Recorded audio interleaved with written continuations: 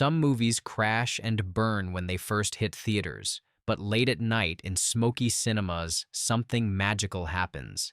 Flops find followers, bombs become icons. These are the misunderstood masterpieces that rose from ashes to become midnight legends. From dystopian disasters to punk-fueled chaos, here are 10 box office bombs that became midnight classics. You'll never look at failure the same way again. Number 10. Hexen, 1922. When Hexen slithered onto silent screens in 1922, it terrified censors more than audiences. Part historical documentary, part satanic fever dream. This Swedish oddity combined stop-motion animation, live-action reenactments, and twisted medieval lore into a cinematic witch's brew. It was too blasphemous, too graphic, and simply too weird for mainstream theaters of the time. Critics were baffled, and moral watchdogs demanded its suppression. Audiences walked out or didn't show up at all. Hexen disappeared into the crypt of forgotten cinema for decades, but in the 1960s, film societies and avant-garde festivals unearthed it. Midnight crowds embraced its surreal visuals and occult themes. The film gained a disturbing second life in counterculture circles and inspired directors like Kenneth Anger and Lars von Trier. By the 1970s, it was screened in art houses and underground venues accompanied by eerie live music. In 2016, Criterion restored it in 2K, and its place in cult history was solidified. This isn't just a horror film. It's a phantasmagoric descent into moral panic and cultural taboos, a silent film that screams louder than most modern horrors. It failed in its own time, but Hexen cast a long midnight shadow. Number 9. Showgirls, 1995. When Showgirls premiered in 1995, it promised glittery scandal but delivered a $45 million disaster. Critics savaged its wooden acting, sleazy direction, and laughable script. Audiences avoided it. It bombed so hard it nearly ended careers. But something unexpected happened in the aftermath. The film became a punchline, and then a phenomenon. Camp aficionados and queer communities saw through the sleaze to find something bizarrely honest. Midnight screenings popped up where fans quoted lines, danced in costume, and celebrated its excess. The film's utter lack of self-awareness became its greatest strength. What once was cringe became comedy. The director Paul Verhoeven even accepted his Razzie Award in person, the first filmmaker to ever do so. Over the years, Showgirls gained academic attention too. Critics began dissecting its themes of exploitation, ambition, and sexuality. It earned Blu-ray reissues, anniversary retrospectives, and even a documentary in 2019 titled You Don't Know Me. Today, Showgirls lives not as an erotic drama, but as a cult ritual where bad taste is worshipped and failure is fabulous. Its midnight resurrection is Hollywood irony at its finest. Number 8. Pink Flamingos, 1972. Pink Flamingos was never meant to be mainstream. Released in 1972 on a shoestring budget, it was John Waters' gleeful middle finger to polite society. It starred drag queen Divine as the filthiest person alive in a plot that involved incest, bestiality, and a truly infamous final scene. Critics recoiled. Distributors ran. But midnight audiences, they showed up in droves. The film's initial screenings in New York's Elgin Theater became a phenomenon. People lined up at midnight, armed with barf bags and a sense of rebellion. The film's grotesque humor and shocking imagery became a badge of honor. If you could sit through Pink Flamingos, you were part of an elite subculture that rejected Hollywood gloss in favor of underground grit. Banned in multiple countries, the film wore its censorship like a crown. It became essential viewing for punk rockers, drag artists, and boundary-pushing filmmakers.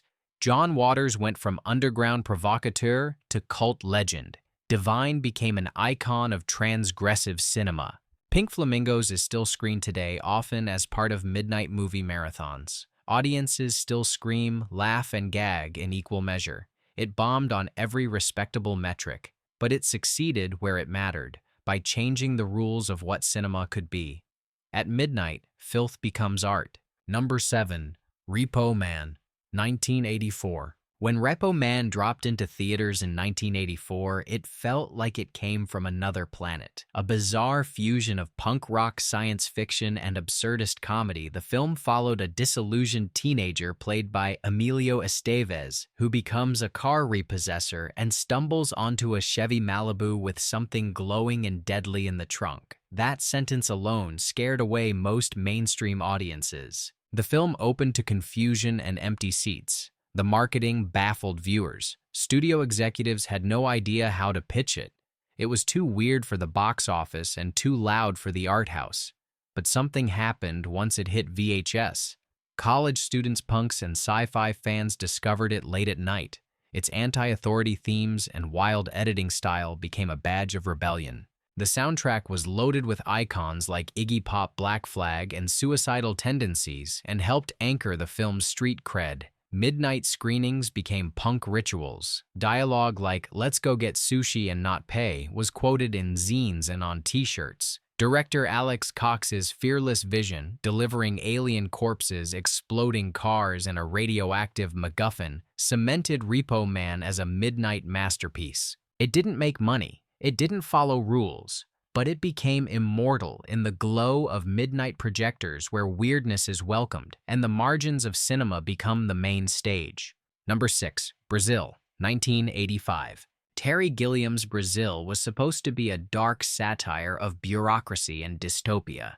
Instead, it turned into a real-world war between the artist and the studio. Released in 1985, the film was butchered by Universal Pictures in the United States. The studio demanded a happy ending. Gilliam refused. They shelved the film. Lawsuits flew. Chaos reigned. What audiences eventually saw depended on where they lived. The UK got Gilliam's director's cut, a haunting, surreal masterpiece. The US got a mangled Love Conquers All edit that felt like a parody. But midnight audiences weren't fooled. Fans hunted down bootlegs of the real version. Secret screenings and college campuses hosted viewings of Gilliam's intended vision. The film's elaborate set design, Monty Python-inspired absurdity, and Orwellian themes resonated deeply with viewers disillusioned by Reagan-era conformity. Critics began championing it. Roger Ebert called it a visual triumph. Midnight screenings helped restore its reputation, brick by brick. In time, Universal relented and allowed Gilliam's version to be released officially. Brazil didn't make a dent at the box office, but its influence has grown ever since. From The Matrix to Fight Club, you can see echoes of its world. It's a midnight triumph born from censorship chaos and artistic defiance. For number 5, Heathers, 1989. When Heathers hit theaters in 1989, nobody knew what to make of it. Was it a teen comedy, a murder satire, a feminist revenge fantasy? It starred Winona Ryder and Christian Slater as a couple who casually kill high school bullies and make it look like suicide. For the multiplex crowd, it was poison. The movie flopped hard, but midnight moviegoers heard whispers. The sharp dialogue, the pitch-black humor, and the trenchcoat aesthetics spoke to a generation of misfits and rebels. While Ferris Bueller played it safe, Heathers lit it on fire. Lines like, "I love my dead gay son," and "What's your damage, Heather?" echoed through college dorms and late-night screenings. Word of mouth resurrected it. Video stores kept it alive. Midnight screenings gave it immortality. By the mid-90s, it was no longer a flop. It was a cult blueprint for everything from Jawbreaker to Mean Girls. It even inspired a musical decades later. Heathers dared to satirize teen suicide cliques and school violence in a way that was razor-sharp yet deeply human. It failed in the daytime, but it ruled the midnight kingdom. Not every movie has to be safe. Some are just deadly honest, and those are the ones that last. Number 4. The Big Lebowski, 1998. When The Big Lebowski rolled into theaters in 1998, it was not met with applause. Critics were divided.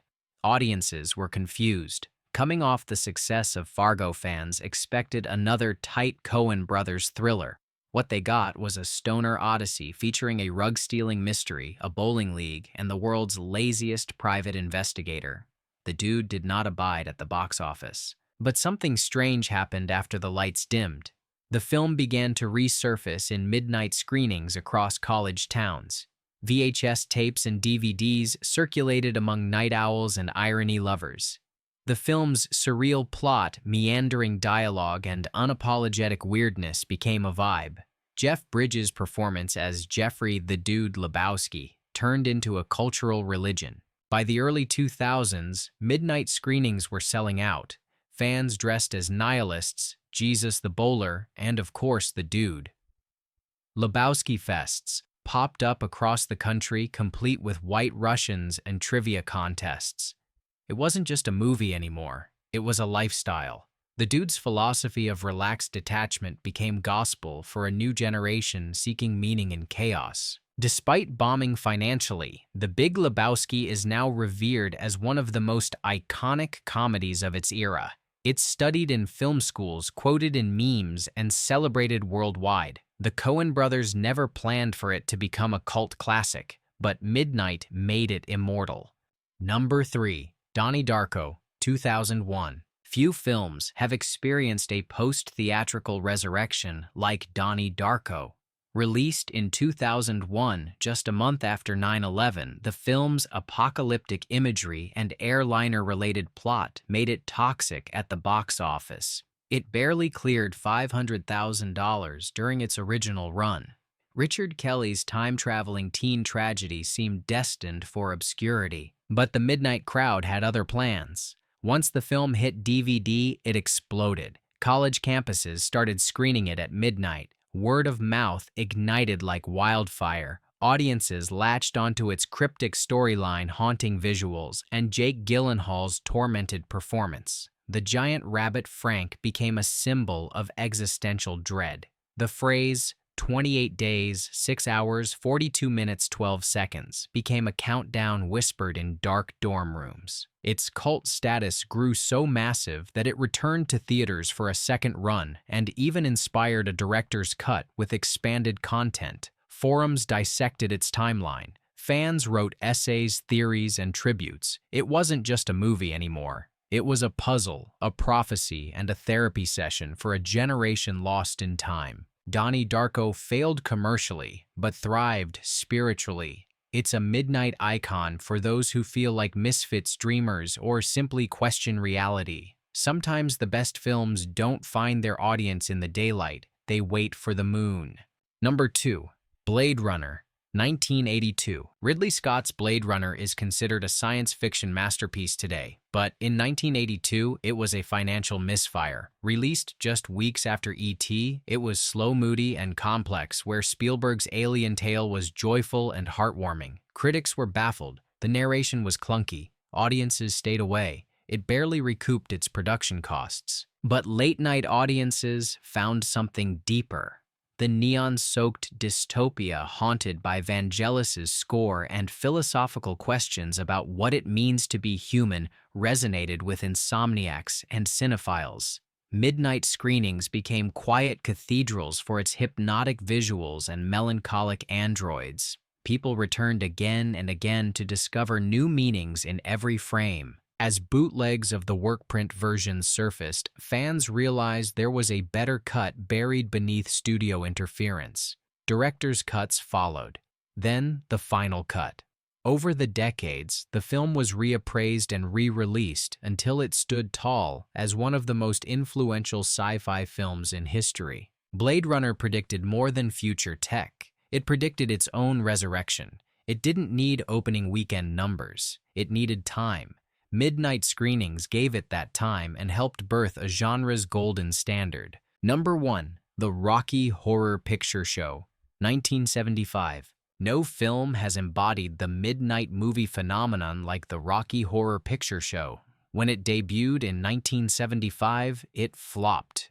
Critics panned it. Mainstream audiences had no idea what to make of its glam rock musical numbers, cross-dressing aliens, and gender-bending time warps. It disappeared from theaters within weeks, but just like Dr. Frankenfurter, the movie was far from dead. The resurrection began in 1976 at New York's Waverly Theater. Midnight audiences didn't just watch, they participated. They shouted back at the screen through toast and rice, dressed as characters, and turned screenings into full-blown performances. Rocky Horror transformed failure into a ritual. It became not just a film, but a live theatrical experience that fans owned. As word spread, theaters nationwide began offering midnight showings. The time warp became a cultural anthem. Tim Curry's performance turned into an icon of queer cinema. The film never left circulation. It has screened continuously for nearly 5 decades, becoming the longest-running theatrical release in film history. In an industry that worships profit, Rocky Horror built an empire on participation, not box office. It taught audiences that cult isn't a curse, it's a crown. The Rocky Horror Picture Show isn't just the most successful box office bomb ever made, it's a midnight revolution. A flop reborn in fishnets and eyeliner, and in the dark corners of cinema, it still dances. These 10 flops didn't die, they transformed. Through midnight, magic, fan devotion, and sheer cinematic defiance, they became immortal. So next time a movie fails at the box office, don't write it off, wait for the clock to strike 12. Because in the shadows of cinema, legends are still being born.